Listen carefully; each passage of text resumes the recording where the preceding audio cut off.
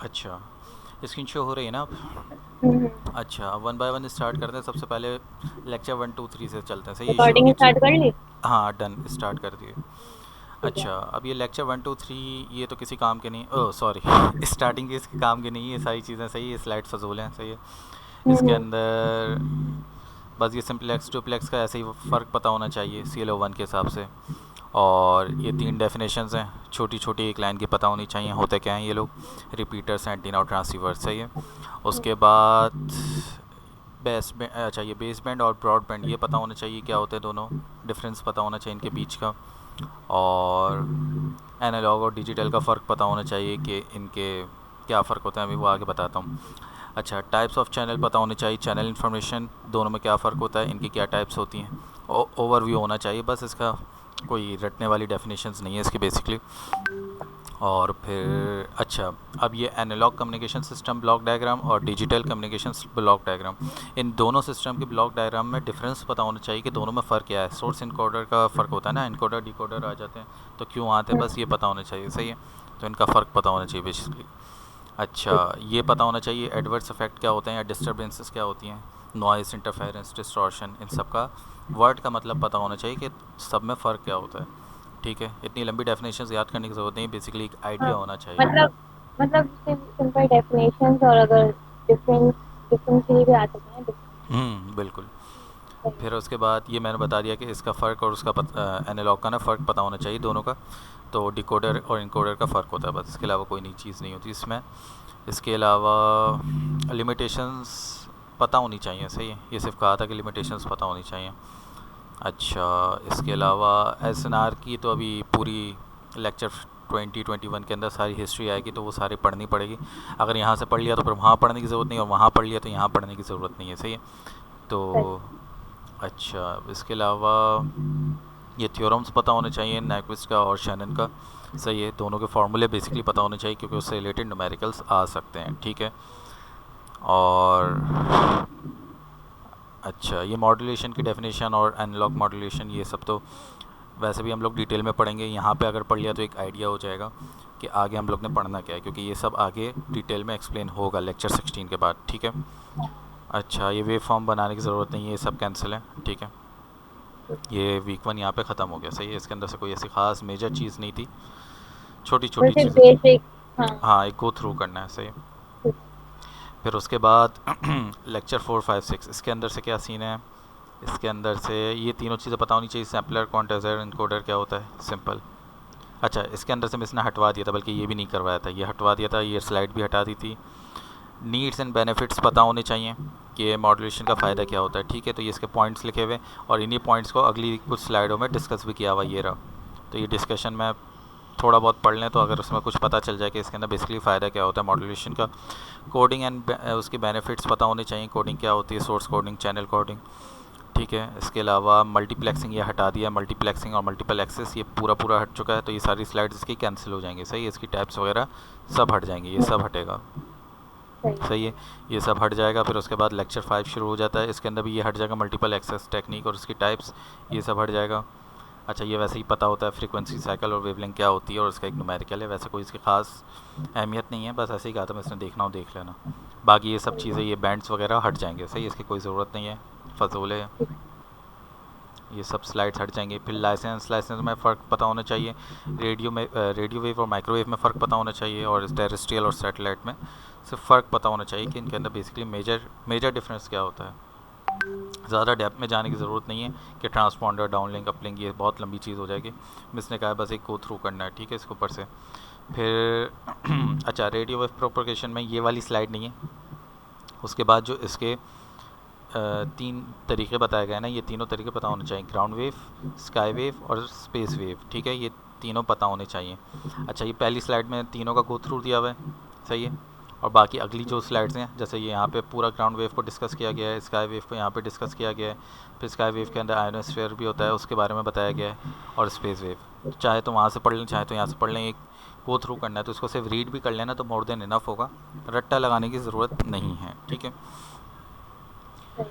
अच्छा, अब इसके बाद रिसीव पावर, रिसीव पावर, अच्छा पावर के मिस ने बेसिकली कहा है कि इसके न्यूमेरिकल्स आएंगे, जैसे ये एक न्यूमेरिकल है, ये बिल्कुल आ सकता है। सही है। इसके अलावा ये मैं बता चुका हूँ, ये वही ऊपर वाली चीज़ रिपीट हुई है, इसको इग्नोर करेंगे, इनको इग्नोर करेंगे, ये MRI लेवल्स ये सब हटेगा। न्यूमेरिकल से एक नज़र भले देख लें, ये वाले कोई आसान है, वही मिड टर्म वाले, ये सारा एक नज़र देखना होगा क्योंकि ये न्यूमेरिकल आ सकता है। राइट वाला न्यूमेरिकल नहीं है बेसिकली, लेफ़्ट वाला न्यूमेरिकल है, तो उसको एक नज़र भले देख लें। मॉडेम नहीं आएगा, मॉडेम को छोड़ देना है, ठीक है। यहाँ तक ये ठीक है। PDF भी कंप्लीट हो जाती है। अब उसके बाद लेक्चर नंबर 7। अच्छा, अब इसके अंदर वही ट्रांसमिशन लॉस, कैन और इनके फार्मूले लिखे हुए, ये फार्मूले याद होने चाहिए, ठीक है। जो फार्मूले अभी आगे सवाल में यूज़ होंगे बेसिकली वो पता होने चाहिए, सही। यहाँ पे लॉस का फार्मूला लिखा है, ये पी आउट का फार्मूला, ये सब आगे अभी यूज़ होंगे। जैसे न्यूमेरिकल हाँ, मतलब ये इस सॉलिनो PDF के न्यूमेरिकल पढ़ना है। हाँ, बेसिकली न्यूमेरिकल तो मुझसे कहीं से नहीं कटवाएं, तो न्यूमेरिकल तो सारे सही। इंक्लूड हैं। अब ये जैसे ये न्यूमेरिकल है, ये इसने कोई ख़ास इसको अहमियत नहीं दी, लेकिन ये जो फार्मूले हैं वो इसी सवाल में यूज़ हो रहा है, ठीक है। तो अगर ये सवाल देख लिया तो वो फार्मूले ऑटोमेटिकली कवर हो जाएंगे, ठीक है। अच्छा, सिग्नल स्पेक्ट्रम में ये सब चीज़ें फ़जूल हैं, ये सब फ़जूल है, ये भी फ़जूल। अच्छा, इसके अंदर हाँ, इसके अंदर में इसने कहा था कि ये सब अभी फ़जूल है। इसके अंदर ये 1 लाइन स्पेक्ट्रम बनाना आना चाहिए और 2 लाइन स्पेक्ट्रम बनाना आना चाहिए, सही है। ये रहा एक सवाल, ये 2 लाइन स्पेक्ट्रम का सवाल है और ये 1 लाइन स्पेक्ट्रम का सवाल है, इसमें से ये करना है बस, ठीक है। ठीक है। उसके बाद लेक्चर 7 ख़त्म। लेक्चर 8 में अच्छा, ये फोरियर बेकार, सब बेकार। इसके अंदर इसने एक चीज़ बोली थी कि ये चीज़ पता होनी चाहिए, ये ट्रिग्नोमेट्रिक फोरियर सीरीज़ का ये फार्मूला लिखा हुआ है ना, A0 B0 sorry AN BN, ये पता होना चाहिए। मुझे नहीं पता इसका क्या फ़ायदा है, इसमें इसने बस ऐसे बोला कि बस देख लेना ना। तो हमने ये कहा था कि मिस आपने मिड टर्म में भी सिर्फ एक MCQ दिया था, बोला तो बस हाँ तुम लोग समझ जाओ इसमें से क्या आने वाला क्या नहीं, तो बस ये फार्मूला देख लेना। तो हो सकता है शायद इसका CL1 का कोई एक MCQ आ जाए या कोई एक क्वेश्चन छोटा सा कुछ आ जाए, लेकिन मिस ने इसमें से सब कुछ हटा दिया, बस ये फार्मूला याद करने को बोला है, ठीक है। बाकी ये ठीक है। सारी चीज़ें हटवा दी थी, ये सब फजूल है। फोरियर में से बेसिकली बस वो एक फार्मूला ही आ रहा है, इसके अलावा इसके अंदर ये सारी स्लाइडें मैंने कहा ये तुम लोग के बस की भी नहीं है कि तुम लोग ये सारी याद रखो, तो इसको छोड़ देना, ठीक है। तो ये सारी हट जाएंगे, सिंक फंक्शन वगैरह। लेक्चर 8 में से बेसिकली सिर्फ एक फार्मूला है, उसके अलावा फोरियर का कुछ भी नहीं है, तो उसको इग्नोर कर सकते हैं ईजीली। अच्छा, अब लेक्चर 8 तक मिसने ये कहा था कि यहाँ से अब लेक्चर 9 स्टार्ट हो रहा है ना, तो 8 तक मिसने ये कहा कि CLO1 आप लोग का क्लियर हो जाएगा। 12 या 14 नंबर का मिसने कहा है सवाल आ सकता है। अब 12 या 14 नंबर के सवाल में 3 पार्ट्स होंगे, मतलब होगा एक क्वेश्चन कवर हो रहा होगा 12 या 14 मार्क्स का, उसके अंदर से 3 पार्ट्स होंगे और उसमें थ्योरी का भी सवाल हो सकता है, उसमें न्यूमेरिकल भी हो सकता है, ठीक है। तो अब आइडिया लगा लें कि लेक्चर 8 तक तैयारी कैसे करनी है, ऐसा ना हो कि बच्चे इसके अंदर ज़्यादा टाइम इन्वेस्ट कर दें, आगे की चीज़ों को छोड़ दें, ठीक है। अब लेक्चर सही 9 है। में ठीक है। AM स्टार्ट हो रहा है, सही है। AM के अंदर अभी आगे पता चलता जाएगा क्या इंपॉर्टेंट इसके अंदर। अच्छा, ये साइड में ब्लॉक डायग्राम बनी हुई है, ये ब्लॉक डायग्राम आनी चाहिए, ठीक है। इसके अलावा इसके अच्छा मॉड्यूलेशन इंडेक्स और परसेंटेज मॉड्यूलेशन के ना मिस ने आगे कहा है फार्मूले सवाल में यूज़ होंगे, तो वो फार्मूले पता होने चाहिए। फार्मूले आखिर में एक पेज पे भी लिखे हुए हैं, तो चाहे बच्चे वहाँ से देख लें, चाहे बच्चे यहाँ से स्लाइडों में से पढ़ पढ़ के देख लें, ठीक है। तो इसका एक कंप्लीट न्यूमेरिकल आएगा, बार बार मिस ने ये कहा एक कंप्लीट न्यूमेरिकल होता है, जो मिड टर्म में भी दिया था, जो क्विज़ में भी मैंने अक्सर दिया है। तो क्विज़ भी जो बच्चा देख लेना तो उसके 1-2 सवाल निकल जाएंगे न्यूमेरिकल के, ठीक है। तो अभी मैं बता देता हूँ वो सवाल कौन सा, वो अभी यहाँ पे नहीं आएगा, लेक्चर 10 में आएगा, ठीक है। तो AM में से बेसिकली वो सवाल और इसके फार्मूले इंपॉर्टेंट है, जैसे यहाँ पे फार्मूले यूज़ हो रहे हैं, ठीक है। ये वाले सवाल खैर इतना इंपॉर्टेंट नहीं क्योंकि ये छोटा छोटा सवाल है, इनका एक कंप्लीट सवाल आएगा, जैसे AM पावर है। अब इस पावर का सवाल अभी आगे अच्छा, आएगा। MCQs जिस तरह आवाज़ क्लियर नहीं आ रही है। MCQs जैसे इसमें जैसे MCQs दिए थे वैसे देंगी जैसे मिड में दिए थे। CLO1 का है, तो अब CLO1 में हो सकता है जस्टिफिकेशन पूछें या एक्सप्लेनेशन पूछें। MCQs मेरे ख्याल से फाइनल्स में नहीं आते हैं, ठीक है। तो मुश्किल है कि MCQs थे। ठीक है। अच्छा, AM पावर, अब पावर के जो फॉर्मूले ये याद होने चाहिए, आगे चल के अभी सवाल में यूज़ होंगे, सही है। DSB SSB और AM के जो पावर के फार्मूले हैं वो सारे पता होने चाहिए, क्योंकि अभी एक कंप्लीट सवाल आएगा। ये लेक्चर 9 यहाँ पे ख़त्म हो रहा है। अब लेक्चर 10 के अंदर एक ऐसा सवाल आएगा जिसके अंदर ये सारी चीज़ें यूज़ हो रही होंगी, सही।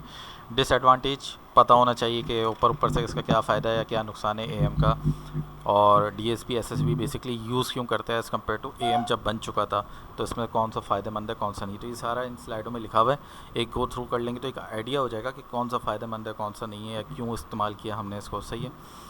एडवांटेजेस ऑफ SSB ये पता होने चाहिए, सही है, ये मैंने अभी ऊपर बता दिया। और ये ग्राफ वगैरह भी इसके अंदर काम के नहीं है, डिसएडवांटेज पता होने चाहिए।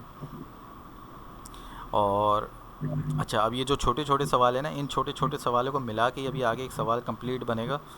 तो हाँ, ये वाला सवाल, इस पर मिस ने बड़ा ज़ोर दिया था कि इस सवाल को एक नज़र देख लेंगे, मिड टर्म में भी आया था, सही है, और हाँ। चांसेस हैं कि फाइनल में भी आ जाए, ठीक है। तो इसको एक नज़र नहीं बल्कि इसको गौर से देख लें तो ज़्यादा अच्छा है, ठीक है। अच्छा, ठीक है, ठीक वेस्टिजियल है। का मिस ने कुछ इतना खास बोला नहीं कि ज़रूरत नहीं है इसकी। इसका मिस ने कहा कि ये सारे हम्म। एक पेज पर फॉर्मूले लिखे हुए हैं, आप इसके तावीज़ बनाएं, इसको हिफ्स कर लें, वो आप लोग की मर्ज़ी है, ठीक है। तो बस ये फार्मूले एक पेज पे लिखे हुए हैं, इसको एक नज़र देख लें। फिर आ जाते हैं लेक्चर 11 पे। अच्छा, अब इसके अंदर यही ब्लॉक डायग्राम साइड में बनी हुई है, सर्किट नहीं बोल रहा हूँ, सर्किट तो किसी का भी नहीं आएगा, इसने कहा है ब्लॉक डायग्राम जो ये साइड में बनी हुई है ये पता होनी चाहिए, सही है। हम्म। और इसके अलावा ये सब हटवा दिया, एम्पलीट्यूड मॉड्यूलेटर का ये सब हटवाया, क्योंकि ये प्रूव है, मतलब प्रूफ एक मैं अगर इसको हमारे ज़बान में कहूँ तो ये वो है, डेरिवेशंस है, तो डेरिवेशंस नहीं आ रही हैं, ठीक है। तो इसको इग्नोर कर सकते सही है। हैं, इसको इग्नोर कर सकते हैं। अच्छा, ये भी इग्नोर कर सकते हैं, इसके अंदर कुछ काम का नहीं। अच्छा, टाइप्स ऑफ, इसमें से AMS मिस नहीं कहा कि टाइप्स ऑफ एम्पलीट्यूड मॉड्यूलेटर्स पूछा जा सकता है, ठीक है। तो उसकी ये साइड में ब्लॉक डायग्राम बनी है, लो लेवल की और हाई लेवल की, ये दोनों ब्लॉक डायग्राम पता होनी चाहिए। और इसका एक गो थ्रू इसके अंदर लिखा हुआ है, तो ये आप लोग पढ़ लो तो ज़्यादा अच्छा है, वरना नीचे टाइप्स अलग से भी डिस्कस हुई हुई हैं, लो लेवल एम्पलीट्यूड मॉड्यूलेटर की और हाई लेवल की भी। इनकी साइड में ब्लॉक, अच्छा सर्किट डायग्राम इसने कहा ये जो सिंपल सी है ना, अभी तक टोटल में से सिर्फ ये एक सर्किट डायग्राम इसने कहा था कि ये आ सकती है, तो पता नहीं, इसको देखना हो तो देख लें, मर्ज़ी है। और इसकी ये नीचे वेव्स बनी हुई है ना, ग्राफ बना हुआ बेसिकली, हाँ। इसको सही है। देखना है, ठीक है। और ट्रांजिस्टर मॉड्यूलेटर, और ये पूरा ये स्लाइड हटवा दी, इसमें से कुछ भी नहीं है, सही है। ऊपर वाली सिर्फ डायोड मॉड्यूलेटर में इसने कहा है आ सकता है, ठीक है। हाई लेवल में से इसने कहा कि बस ये कलेक्टर मॉड्यूलेटर एक नज़र देख लेना, इसकी सर्किट डायग्राम छुड़वा दी थी क्योंकि ये मुश्किल है, ठीक है। एम्पलीट्यूड डी हम्म। मॉड्यूलेटर में से ये वाली स्लाइड में इसने कहा आ सकती है, ठीक है। और DSP में से बैलेंस रिंग कही है। अच्छा, बैलेंस रिंग के अंदर इसने मतलब पूरा ही दे दिया ये, जैसे अब ये कह रही थी कि ये भले ठीक है बहुत बड़ा लिखा हुआ है, तुम लोग ये कर लो कि इसको ना शॉर्ट में बस याद रख लेना, डायोड की वर्किंग तो बच्चों को पता होती है, जो हम लोग ने EDC में पढ़ ली थी। तो जाहिर सी बात है केस 1 केस 2 में वही उसी तरह की वर्किंग लिखी हुई है थोड़ी बहुत, तो अगर बच्चे एक नज़र देख लेंगे तो उन्हें अंदाज़ा हो जाएगा वर्किंग क्या होती है। और बाकी ये डायग्राम्स भी बिल्कुल सेम सेम है, तो कोई अगर ये ब्रिज एक्टिफायर जैसी डायग्राम अगर याद कर ले तो ज़्यादा अच्छा है, वरना ये वाली चाहे तो ये वाली याद कर ले, दोनों का काम एक ही है, ठीक है। फिर उसके बाद ग्राफ वगैरह हटवा दिए थे, इस ग्राफ की ज़रूरत नहीं है, ठीक है। फिर उसके बाद लेक्चर सही है। 12 पे आ गए थे हम लोग। अच्छा, इसके अंदर इसने कहा ये प्रोडक्ट मॉड्यूलेटर का आपको ये ब्लॉक डायग्राम का पता होना चाहिए, सही, ये रही ब्लॉक डायग्राम इसकी, ये पता होना चाहिए। फिर उसके बाद जनरेशन ये पूरी हटवा दी थी, ये जनरेशन किसी काम की नहीं है, बेसिकली ये डेरिवेशन है, तो जनरेशन किसी भी उसकी नहीं आ रही है, ठीक है। एक की आएगी वो आगे मैं बता दूंगा। हम्म। अच्छा, उसके बाद अच्छा DSB डी मॉड्यूलेटर में से मिसने वही ये सिंक्रोनस डिटेक्टर की ये मिसने कहा कि आपको ब्लॉक डायग्राम पता होना चाहिए। साइड में तो इसके प्रूफ चल रहा है, तो प्रूफ तो खैर नहीं आ रहा, डेफिनेशंस वगैरह अगर पढ़नी हो तो यहाँ पे पहले ऊपर स्लाइड में लिखी हुई है, ठीक है। बाकी अच्छा, जनरेटिंग SSB, इसके अंदर मिसने ये दो मेथड्स हैं ना, इसके यहाँ पे ब्लॉक डायग्राम बनी हुई, ये मिसने कहा ब्लॉक डायग्राम आपको पता होना चाहिए, ये वाली ब्लॉक डायग्राम, ठीक है। फिर उसके बाद सवाल मिसने कहा ये देख लेना तुम लोग एक नज़र, और बाकी ये सब फजूल है ये। अच्छा, ये ब्लॉक डायग्राम देखनी है, यहाँ पे साइड में बनी हुई ब्लॉक डायग्राम, पता नहीं वो सारी बनवा रही थी, बोल रही थी सारी इंक्लूडेड है। बाकी इसके अलावा ये खैर ऊपर डिस्कस हो गई, तो यहाँ देखने की ज़रूरत नहीं, अगर ये वाली देख ली तो ऊपर देखने की ज़रूरत नहीं, ऊपर वाली देख ली तो ये देखने की ज़रूरत नहीं है, दोनों एक ठीक ही है, हैं। दोनों एक ही हैं। ठीक है। फिर इसको इग्नोर करेंगे, ये सब फजूल है, ये सब फजूल है, ये तो बिल्कुल ही सिरे से हटवा दिया, ये भी हटवा दिया। और हम्म। एम्पलीट्यूड मॉड्यूलेटर्स टेक्निक, अच्छा इसके अंदर इसने ये सारी चीज़ें हटवाई, ये हटवा दिया, सही है। इसके अंदर पावर के बिस बार बार कह रही थी बस फार्मूले देख लेना, फार्मूले बहुत काम के हैं, तो अभी आगे जब सवाल में यूज़ होंगे तो मैं बता दूंगा, ठीक है।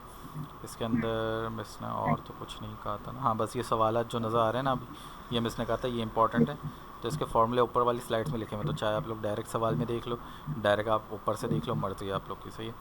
जनरेशन वगैरह ठीक और है। ये प्रूफ इसके नहीं आएंगे। बाकी इसके अलावा ये भी वही वाले ऊपर वाली उसको उसके जैसे ही सवाल हैं, ये भी उसके जैसे ही ऊपर वाले सवाल हैं, ये बिल्कुल भूल जाना है, इसको इग्नोर। अच्छा, ये बड़ा कंप्लीट सवाल है ये वाला, इसको चाहें तो मतलब ये अगर ये भी कर लिया तो वो सारे ऊपर वाले सवाल कवर हो जाएंगे, क्योंकि इसके अंदर सारी मॉड्यूलेशंस एक साथ आ रही हैं। ठीक है, ये नज़र आ रहा है देख के।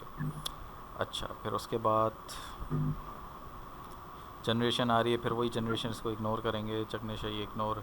मॉड्यूलेटर्स हम लोग पहले पढ़ चुके हैं। अच्छा, मिस ने कहा था लेक्चर 14 15 14 शायद रिपीटिशन ही हो रही है पीछे वाले की, तो इसको आप लोग पहले पढ़ चुके, तो यहाँ पे पढ़ने की फिर से ज़रूरत नहीं है, इसको आप इग्नोर करते जाओ।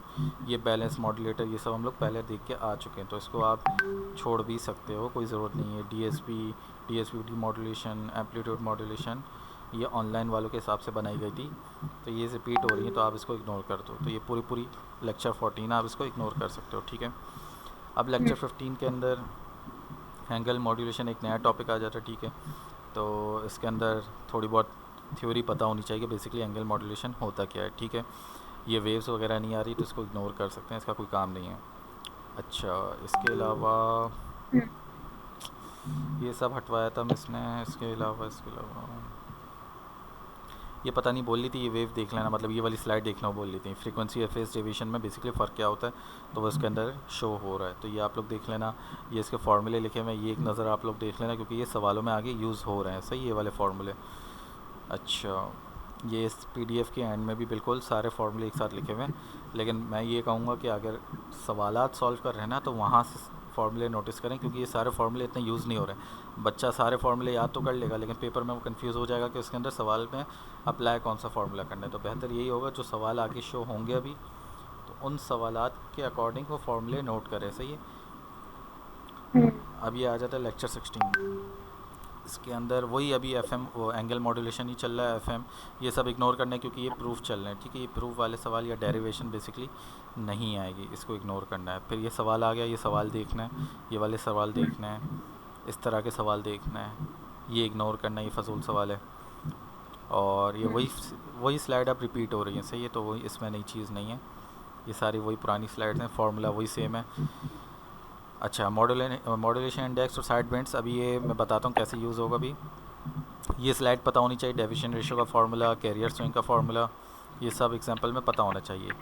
अब जो मैं साइड बैंड्स की बात कर रहा था ना, साइड बैंड बेसल फंक्शन के थ्रू या कार्सन रूल के थ्रू, ये दोनों पता होने चाहिए। बेसिकली बेसल फंक्शन और कार्सन रूल दोनों का डिफरेंस पता होना चाहिए, कौन सा अच्छा होता है कौन सा अच्छा नहीं होता, दोनों के फार्मूले क्या होते हैं। ये टेबल हमें सवाल में गिवन होगा, सवाल कह रहा हूँ, पेपर में गिवन होगा, अगर ये आएगा तो हम लोग यहाँ टेबल से देख के वैल्यूज़ निकाल सकते हैं। इसको याद करने की कोई ज़रूरत नहीं, कोई इसको याद भी नहीं कर सकता। ठीक है, ये पता होना चाहिए, नैरो बैंड, वाइड बैंड। और हाँ, ये वाले सवाल मिस कह रही थी, ये आपको पता होना चाहिए। इसका एक कंप्लीट सवाल आएगा जिसमें बेसल और कार्सन रूल दोनों एक साथ अप्लाई हो रहे हैं, तो अभी आगे दिखाता हूँ। ठीक है, लेकिन ये बेसिकली पता होना चाहिए। ठीक है, ये सवालात इंपॉर्टेंट हैं। फिर ये वही स्लाइड ऊपर वाली रिपीट हो रही है, कार्सन रूल ये रहा आ गया, इसका फॉर्मूला ये लिखा हुआ, ये पता होना चाहिए। और ये कंप्लीट एक सवाल है जिसके अंदर बेसल और कार्सन दोनों एक साथ यूज़ हो रहे हैं। ठीक है, तो चाहें तो इसको देख लें, तो सारी तैयारी हो जाएगी इसकी। ठीक है, इस सवाल पे भी इसने काफ़ी जोर दिया था, इस सवाल पे कि ये आ सकता है, इसको देख लेना एक नज़र। और ठीक है। बाकी इसके अलावा पावर, हाँ पावर के फार्मूला ये रहा लिखा हुआ, ये फार्मूला पता होना चाहिए, क्योंकि यही फार्मूला अभी आगे नीचे वाले सवाल में इसमें यूज़ होगा। इस पर भी जोर दिया इसने कि ये वाले सवाल देख लेना, कंप्लीट एक सवाल है, इसके अंदर सब कुछ पूछा जा रहा है, इसको देख लेना, इसको इग्नोर करवा दिया, ये वाला सवाल फजूल है। ठीक है, एडवांटेजेस पता होनी चाहिए कि हम लोग जब एम हमारे पास था तो एफएम की ज़रूरत क्या थी, तो ये एडवांटेजेस पता होने चाहिए, डिसएडवांटेजेस पता होने चाहिए। ठीक है, फिर उसके अलावा ये सारे फार्मूले अभी तक जितने यूज़ किए वो सारे एक इसमें एंगल मॉड्यूलेशन के एक ही स्लाइड में लिखे हुए हैं। लेकिन मैं फिर वही बात कहूँगा कि सारे फार्मूले लिखे हुए तो हैं, लेकिन इसमें से टिक मार्क वही करे अपने पास बच्चा जो मिस ने यूज़ सवालों में करवाया है, क्योंकि फिर बाज़ औक़ात ऐसा भी हो जाता है कि फार्मूले इतने मिक्स हो जाते हैं कि फिर बच्चा कंफ्यूज हो जाता है पेपर में, सवाल में कौन सा हम लोग को फार्मूला यूज़ करना है। ठीक है, अच्छा ये एसएनआर या नॉइज़ सप्रेशन के ना, न्यूमेरिकल वाले याद हो जाए, बड़ी बात है। हाँ वही याद कर ले, ज़्यादा बेहतर है, कन्फ्यूजन नहीं होगी। प्री एम्फेसिस डी एम्फेसिस ये पता होना चाहिए, इसकी सर्किट डायग्राम यहाँ नीचे बनी हुई ये रही। सही है, ये दोनों डायग्राम्स को एक नज़र देख लें, ये इसकी थ्योरी थोड़ी बहुत लिखी हुई है, तो समझ आ जाएगा क्या है इसका मतलब, इतना डीप में जाने की ज़रूरत नहीं है। डायरेक्ट इनडायरेक्ट मेथड इसके अंदर इसने कुछ नहीं बताया, ये सब फजूल। एडवांटेजेस मिस कह रही हैं, आपको पता होना चाहिए, क्योंकि एडवांटेज अगर बेसिकली एडवांटेजेस पता होंगे तो आप कंपैरिजन कर सकते हो, वरना एडवांटेजेस नहीं पता तो क्या है, कंपेयर क्या करोगे। बाकी जनरेशन इसके अंदर जनरेशन में इसने कहा कि मैंने आप लोगों से वैरेक्टर डायोड मॉड्यूलेटर पढ़ा है, तो ये आ सकता है, सही है, वो अभी आगे बता देता हूँ। ये एफएम की डेफिनेशन है।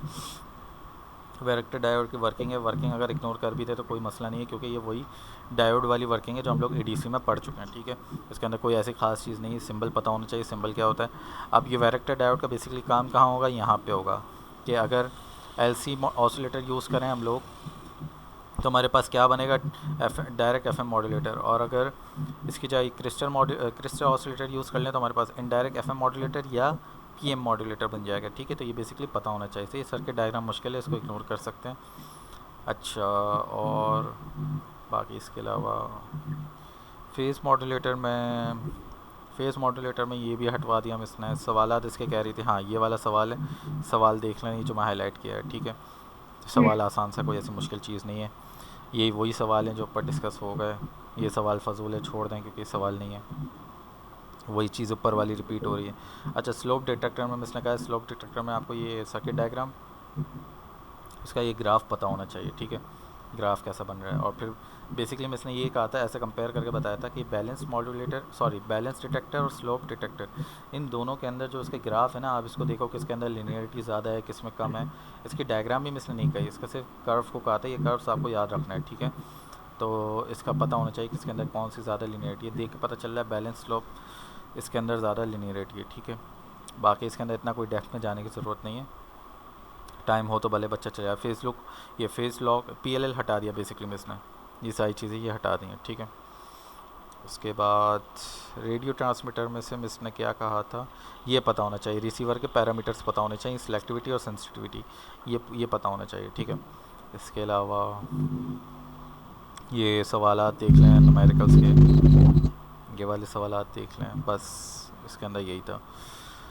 बाकी इसके अलावा हाँ, इसके अंदर इसने ये फार्मूला कहा कि ये जैसे अभी क्विज़ में मैंने आप लोग को सवाल दिया था, ये सवालात इस फार्मूले के थ्रू आ सकते हैं। तो ये फार्मूला देख लें, या ये वाली स्लाइड ज़रूरी है, ठीक है। और इसके सवालात अभी नीचे आगे यूज़ होंगे। इसके अंदर इसने कहा कि एसएनआर का ये पता नहीं कोई फार्मूला, ये नहीं पता ये क्या होता है, ये फार्मूला देख लें एक नज़र। और बस यही कहा था इसमें से। बाकी ये सब फजूल है, इसको इग्नोर करें, इसको इग्नोर करें, इसको भी इग्नोर करें, क्योंकि ये डेरिवेशंस चल रही हैं, ये सारी डेरिवेशंस हैं, इसको इग्नोर कर सकते हैं। इसके फार्मूले आखिर में ये लिखे हुए सारी स्लाइड पे, तो इसको भले एक दफ़ा देख लें, फार्मूले जो उसमें से यूज़ हो रहे हो वो अपने पास अलग कर लें। हाँ, ये सवाल कहा था मैं इसने। अब यही सारे फार्मूले जो हैं वो इसमें यूज़ हो रहे हैं सवाल में, तो ये सारे फार्मूले सब एक नज़र देख लें, और ये सवालात करने ही करना है, ठीक है। इसको इग्नोर कर सकते हैं, ये सब और इग्नोर कर। न्यूमेरिकल कितने परसेंट आएंगे, मतलब ज़्यादातर न्यूमेरिकल्स ही आएंगे बेसिकली, ठीक ठीक है। फिर ये सब इग्नोर करें, ये भी फजूल, ये ऊपर हम लोग देख चुके हैं, प्री एम्फेसिस डी एम्फेसिस क्या होता है। और ये न्यूमेरिकल में इसने कहा आप लोग देख लेना, तो ये न्यूमेरिकल पहले देख लें, ये सब फजूल है। अब ये सब तो रिपीट हो रहा है, ये बिल्कुल वही सारी चीज़ें जो हम लोग ऊपर पहले देख चुके थे, इसको सिरे से ही हटा देना है, ये वाली स्लाइड्स, ये फार्मूले सबके एक साथ लिखे हुए हैं। अच्छा, ये कंपैरिजन पता होना चाहिए एनालॉग मॉड्यूलेशन सिस्टम का, सही है, सबका आपस में कंपैरिजन है बेसिकली, ये पता होना चाहिए। ये भी वैसे एक तरीके से रिपीटिशन ही है, ऊपर हम लोग उसको देख के आ चुके हैं जब मैंने ऊपर बताया था अभी एडवांटेजेस में। बाकी इसके अंदर ये सब हटा दें, ये सब फजूल है, ये भी फजूल है।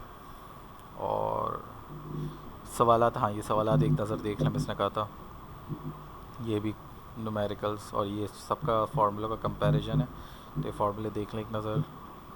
अच्छा, इसमें से काफ़ी कुछ छुड़वाया है प्रोबेबिलिटी में से, वो मैं बता देता हूँ।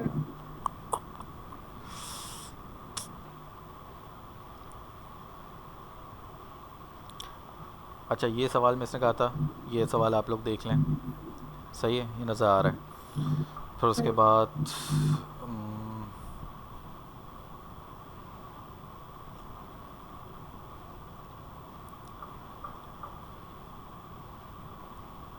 ये सब नहीं करना, नहीं, ये सब हटवा दिया सिरे से।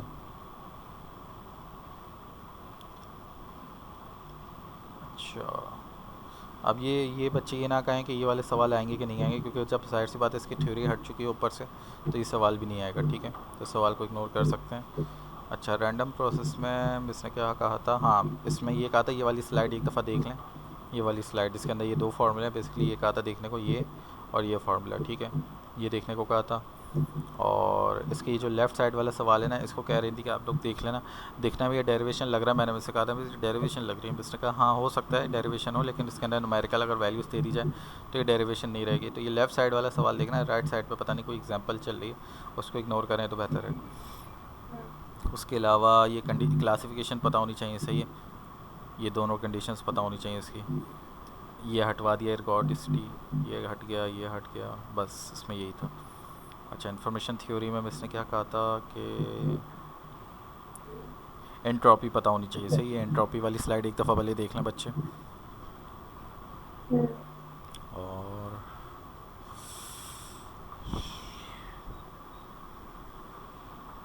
अच्छा, और शायद ये वाला, ये जो इसके अंदर एंट्रोपी की ये न्यूमेरिकल है, ये भले एक दफ़ा देख लें, ये वाली स्लाइड एक दफ़ा देख लें। और ये हुफमैन पे इसने वो दिया था, क्या कहते हैं, जोर दिया था कि ये सब ना अभी तक हम लोग जो पढ़ा है तो उसके अंदर सब कुछ इसमें एक साथ यूज़ हो रहा है।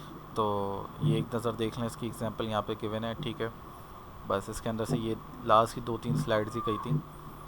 फिर उसके अंदर लेक्चर 24, इसके अंदर मेरे ख्याल से रिपीटिशन ही हो रही होगी, देख लेता हूँ। ये वही पल्स मॉड्यूलेशन, ये वही सब पुरानी चीज़ें हैं। इसकी 3 टाइप्स, ये 2 टाइप्स होती हैं, मुझे याद नहीं आ रही हैं, लेकिन वो भी इसने कहा था इंक्लूड हैं, वो भी आगे आ जाएंगी, ठीक है। ये सब इग्नोर कर सकते हैं। ये रही PM, PTM, इनको एक नज़र देख लें, ये देख लें। इसका डीमॉड्यूलेशन दिया हुआ है, अच्छा इसकी ब्लॉक डायग्राम एक नज़र देख लें, तीनों की बनी हुई है, तीनों की ब्लॉक डायग्राम देख लें। कंपैरिजन छोड़ सकते हैं तो छोड़ दें, इसको यहाँ पे इग्नोर कर दें। बाकी अच्छा, अब डिजिटल लास्ट इसमें से लेक्चर 25 डिजिटल मॉड्यूलेशन में से ये स्लाइड कहीं में इसने देख लें, जो बुक के स्नैप्स नज़र आ रहे हैं, ये सेकंड पेज बुक के स्नैप से, ये एक नज़र देख लें। और फिर ये कह रही थी ये तीसरी स्लाइड वो ऊपर वाले का ही रिपीटिशन है, तो भले आप वो ऊपर वाली 2 देख लो या इसको देखना चाहो देख लो। बाकी इसमें से और कुछ भी इंपॉर्टेंट नहीं था, सब हटवा दिया था, ठीक है। इसमें और कुछ भी नहीं है। न्यूमेरिकल अगर देखना हो देख लें, लेकिन मेरे ख्याल से इसकी ज़रूरत नहीं होगी। ये डायग्राम्स वगैरह ये सब इग्नोर, ठीक है। बस यहाँ तक ये ख़त्म हो गया, ठीक है। ठीक है। अब इसके अंदर 27